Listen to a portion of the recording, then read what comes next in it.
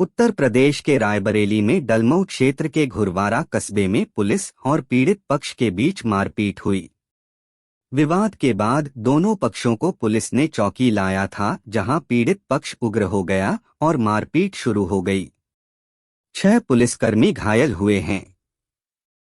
9 लोगों के खिलाफ मुकदमा दर्ज किया गया है और 6 को गिरफ्तार किया गया है। उत्तर प्रदेश में होने वाले उपचुनाव से पहले भाजपा और सपा के बीच जुबानी जंग तेज हो गई है।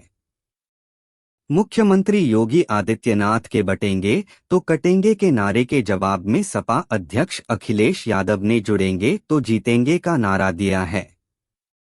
अखिलेश ने अपने नारे को सकारात्मक राजनीति का द्योतक बताया है। लिखा कि जिसका जैसा नजरिया होता है वैसा ही उसका नारा होता है। केंद्र और प्रदेश सरकार सौर ऊर्जा के उपयोग को बढ़ावा देने के लिए सोलर मॉडल गांव बनाने की घोषणा की है। प्रत्येक जनपद में एक गांव को सोलर मॉडल गांव बनाने की तैयारी है। इन गांवों में घरों में बिजली, पेयजल आपूर्ति, स्ट्रीट लाइट और खेतों में नलकूप सौर ऊर्जा से चलेंगे। सोलर मॉडल गांव बनने पर 1 करोड़ रुपए की प्रोत्साहन राशि मिलेगी। जम्मू कश्मीर न्यूज। जम्मू कश्मीर एक बार फिर से आतंकियों ने कायराना हरकत को अंजाम दिया है। बडगाम जिले के मगाम इलाके में आतंकियों ने 2 प्रवासी नागरिकों को गोली मार दी है। घायलों के नाम उस्मान और सूफियान हैं और दोनों उत्तर प्रदेश के रहने वाले हैं। ये दोनों जल जीवन मिशन के तहत जारी एक परियोजना में बतौर श्रमिक काम कर रहे हैं। बैंकिंग फ्रॉड और साइबर धोखाधड़ी के बढ़ते मामलों के बीच एक नया तरीका सामने आया है, जिसमें बैंकों के नाम से फर्जी मैसेज भेजे जा रहे हैं। हाल ही में एक व्यक्ति को एक ऐसा मैसेज प्राप्त हुआ जिसमें उसके नाम से जुड़े अकाउंट से 200 रुपए की यूपीआई ट्रांजैक्शन की सूचना दी गई थी, जबकि वह व्यक्ति उस बैंक में खाता धारक नहीं था। आगरा अलीगढ़ नेशनल हाईवे पर चंदपा के केवलडी के पास शुक्रवार को सवारियों से भरी कार अचानक डिवाइडर से टकरा गई। डिवाइडर से टकराने के बाद कार अनियंत्रित होकर गड्ढे में पलट गई। सड़क हादसे में 2 महिला और 2 मासूम की मृत्यु हो गई है। हादसे में 4 लोग गंभीर घायल बताए जा रहे हैं। कार में एक परिवार के 8 सदस्य सवार थे। प्रदेश के कई जिलों में माफिया गब्बर सिंह के खिलाफ कई आपराधिक मामले दर्ज होने पर उसे प्रदेश के टॉप 50 सूची में शामिल कर उसके खिलाफ कार्रवाई की जा चुकी है। फरवरी 2022 से वह जिला कारागार में निरुद्ध है। शासन ने प्रशासनिक आधार पर उसे फिरोजाबाद जेल भेज दिया है। गब्बर सिंह यूपी के टॉप 50 क्रिमिनल की लिस्ट में शामिल है।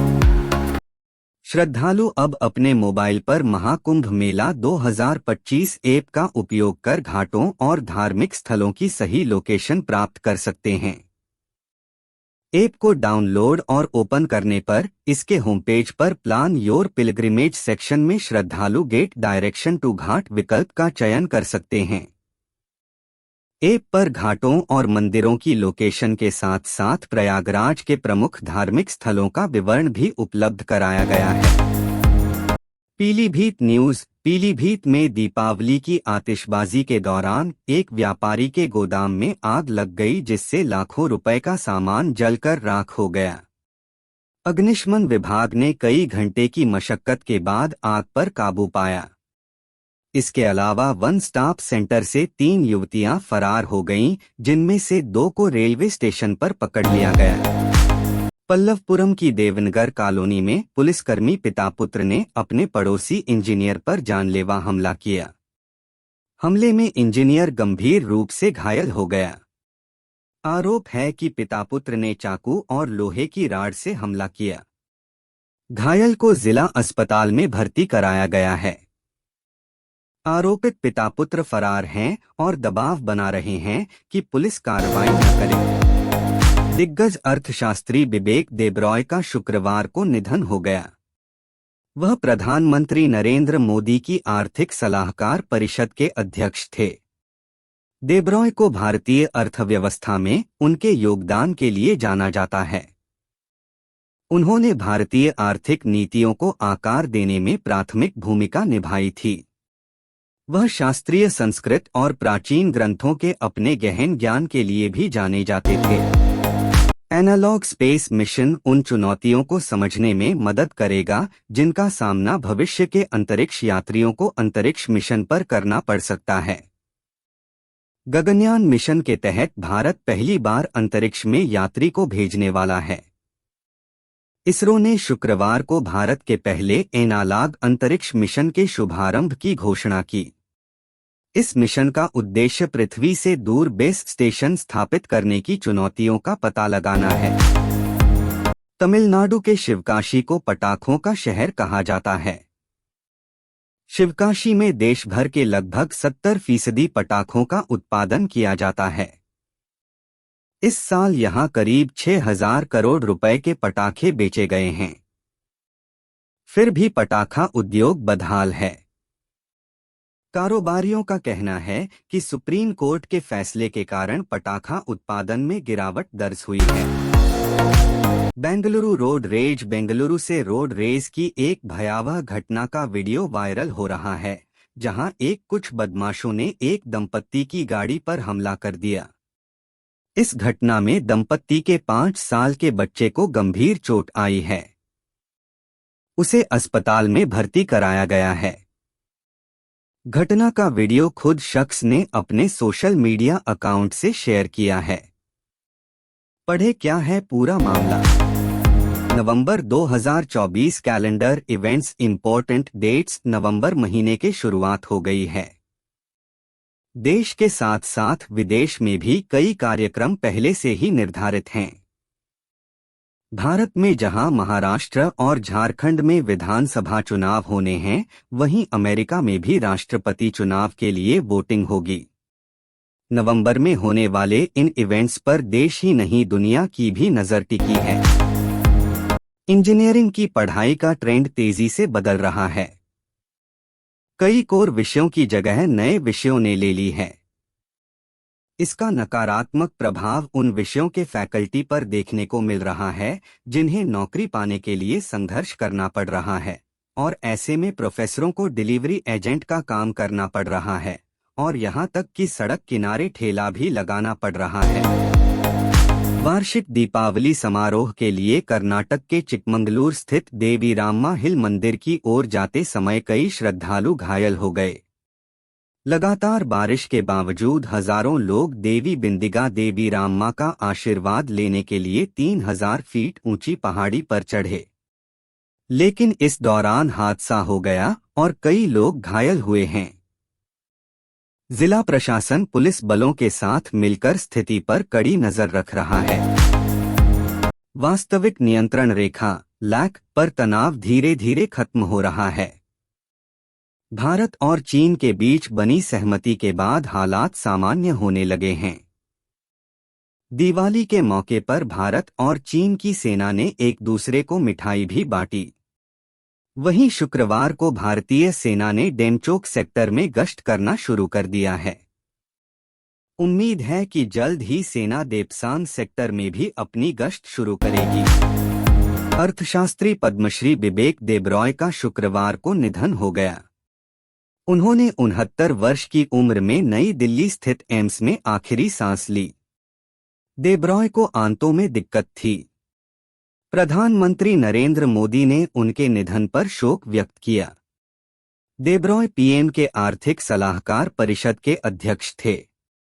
वे 2019 तक नीति आयोग के सदस्य भी रहे थे। बिबेक देब्रॉय ने प्राचीन ग्रंथों का अंग्रेजी में अनुवाद भी किया।